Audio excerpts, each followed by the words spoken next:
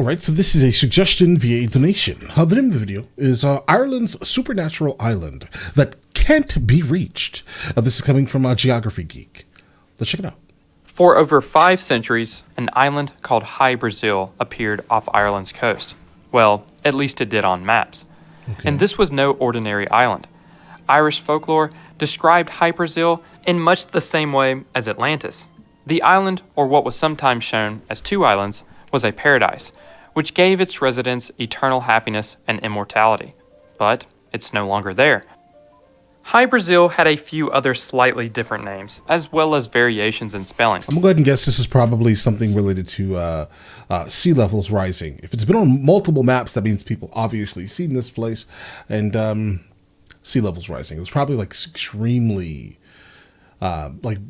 close to sea level. As you can see on this map. The origin of the name isn't exactly clear, but it's likely somehow linked to a northeastern Irish tribe of a similar name. Okay. It's just a coincidence that it shares a name with the South American country Brazil. But there was a problem for those wanting to find it. It could only be seen once every 7 years, when King Bresal, the High King of the world and ruler of the island, rose the island from under the water to hold court. The island would then disappear back into the Atlantic. The first known appearance of High Brazil on a map was in 1325, and if it didn't exist, you'd expect the island to be erased on maps shortly after, considering its location was only a short distance from Ireland, England, and the European continent as a whole. The age of sail and the increased naval traffic that came with it began just a century or so later. But the sailors coming through the area must have explained the missing island away, as that day just wasn't that once-in-a-7-year moment. But there are actually documented sightings. Well, at least documented claims. But before I share those, I want to share with you today's sponsor, which is located not that far away from High Brazil and Ireland, in Edelston, Scotland. This is Established Titles, a fun and novel way to preserve the natural woodlands of Scotland while helping global reforestation efforts.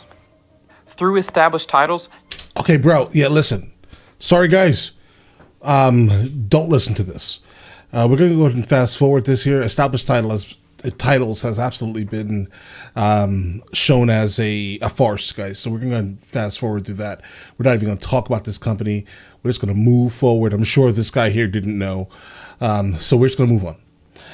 But I am looking to see if we can find any information about this very specific island, because it seems to be just classed as a myth or an overall legend. But there has been absolutely people who have seen this place here, guys, right? But they are not confirmed, guys. But either way. Beginning in 1480, expeditions were launched from Bristol, a city in southwest England, to search for the island. These first attempts were unsuccessful. Okay. But the expeditions continued into the 90s. In 1498, a Spanish envoy in London reported to King Ferdinand and Queen Isabella that the English had sent several missions per year for the past 7 years to search for the island, but he provided few details. And one of these voyages was apparently successful.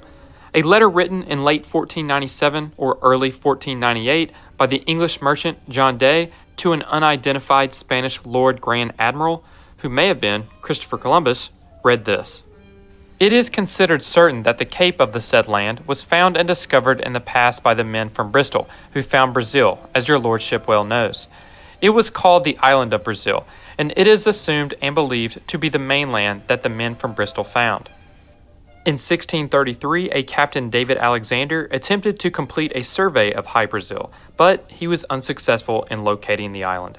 But this didn't end the belief that it existed. In 1674, a Captain John Nisbet of Ireland claimed to have accidentally found High Brazil while attempting to return home from France. One second, let me hear his name again, guys. In 1674, a Captain John Nisbet of Ireland claimed to have accidentally found High Brazil while attempting to return home from France. According to Nisbet's later description, he and his crew chanced upon the island while sailing through extremely thick fog. They disembarked on the island of High Brazil and discovered that it was inhabited by large black rabbits and a magician who lived alone in a castle. The magician informed them that the spell that had kept the island hidden from the eyes of mortals had been broken. Oh, wow. The next year, a man named Matthew Calhoun made a request with King Charles I for ownership of Hy Brasil. It's not clear why Calhoun thought he could or should own the island, since even by his own admission, it was Nisbet who found the island, not himself. In 1684, Irish historian Roderick O'Flaherty wrote a description of West Connaught, in which he included local lore. In the description, he wrote about a man named Murrow O'Leigh, who claimed that he had been kidnapped by 2 or 3 men in April of 1668 and taken to Hy Brasil. After 2 days, his kidnappers returned him home. Some years later, O'Leigh found he had the gift of healing, even though he had never studied medicine. He believed he had been given this gift on the magical island of Hy Brasil. Okay, so now I can definitely see why it's being, compared to Atlantis. Like, if you're going to this one very specific place, allegedly, obviously based off of myth and legend, right? Then, of course, you're going to come back and you now learn all of these traits, similar to what people were talking about Atlantis, obviously. So this is a place of higher education, higher learning. In 1846, another Irish historian, James Hardiman, published O'Flaherty's account and noted that even after almost 200 years, the story was still remembered in the area. But there was apparently some additions. The story was then that O'Leigh had been given a book while on the island and told not to open it for 7 years. O'Leigh obeyed, and after 7 years, he opened and read the book, and henceforth had the power to heal. But by the mid-19th... This is what happens to all myths and stories that are told through the mouth. It's like playing the game of telephone, bro. Like, you're going to get things messed up. Things are going to change over the years. Century, most cartographers no longer believed in Hy Brasil's existence. On this 1702 map of the British Isles, a note was made by French cartographer Guillaume de Lille, in which he stated that he was not completely convinced of the island's existence. But not wanting to completely dismiss it, de Lille's apprentice, Philippe Buache, labeled Hy Brasil as a rock on later maps.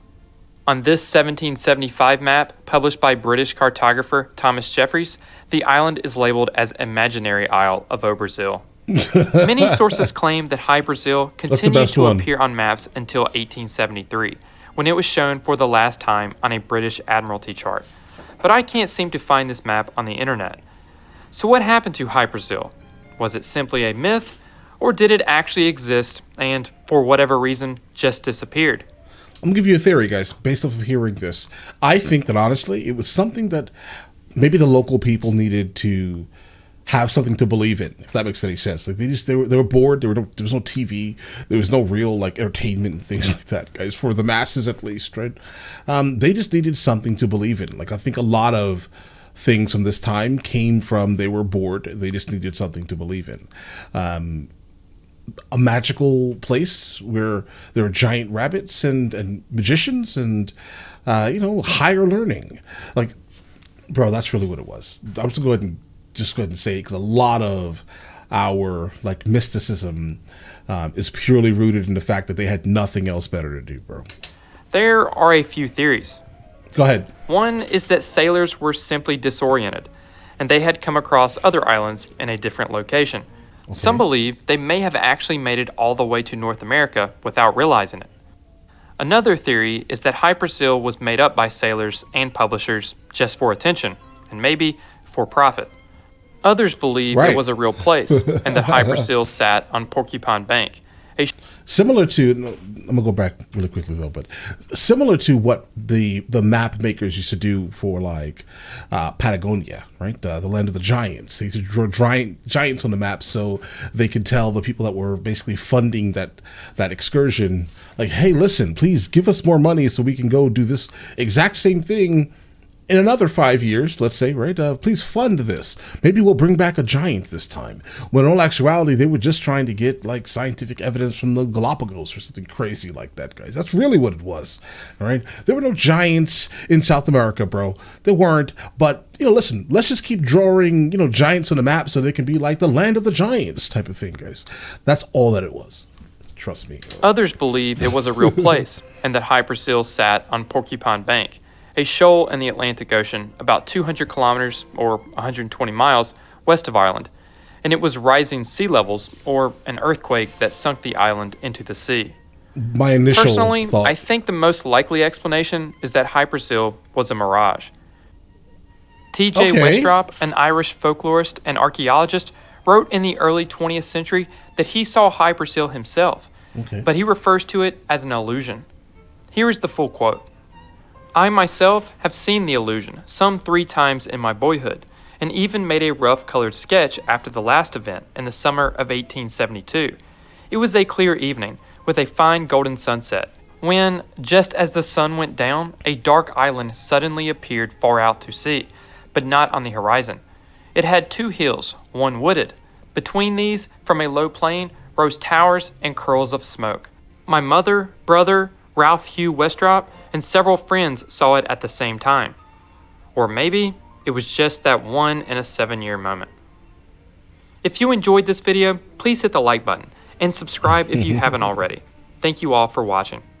All right, guys. So I think, again, they were bored. That's kind of where I'm going with this. I'm going to go ahead and say that they were either extremely bored to create something like this, or, and keep in mind, I've never heard of this before, right? So they were extremely bored, maybe.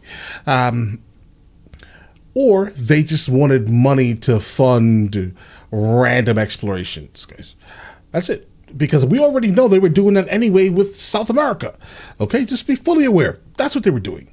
All right. But all right, listen, let me know in the comments what you guys think. Was this a real thing? Was it like a once every 7-year thing? The reason why no one saw it is because every time we would go, it wasn't 7 years. But I'm pretty sure now with all of our satellite imagery, we would be able to find it. Get what I'm saying here, guys, right? But initially, again, rising sea levels could be a reason why a random island, right, disappears into the sea, because we can look at a lot of the atolls that are currently just disappearing into the sea right now, right, like Tuvalu. That could also be something potentially, right, but I'm leaning more towards it wasn't there. They were just bored. This was a very long time ago. I'm not saying that they were not intelligent. They were obviously intelligent. We are descendants of their intelligence in a sense, right? But we're also a descendant of their boredness, because a lot of what they thought and a lot of what they believed in at this very specific time was purely rooted in the fact that they had nothing else better to do. They didn't really understand the concepts of like summer and winter solstices. They thought that the winter solstice on December 21st that happens, where the moon is slightly larger visually, right? The harvest moon. They thought that was a rebirth of the moon, right? It was a lot of interesting things that happened historically that they just could not wrap their head around, right? And they gave mysticism to those very specific things, right? This is kind of why we have a similar holiday in the United States of America and other nations that kind of move around the concept of Christianity. This is kind of why we have a very specific, a day that a celebration around that date, right? Just because of the harvest moon, the rebirth of that moon, right? It basically going away and then coming back as another thing. But yeah, we have a lot of like this bored mysticism that just still kind of creeps into society. But either way, listen, you guys all have an absolutely amazing day and enjoy your day thoroughly.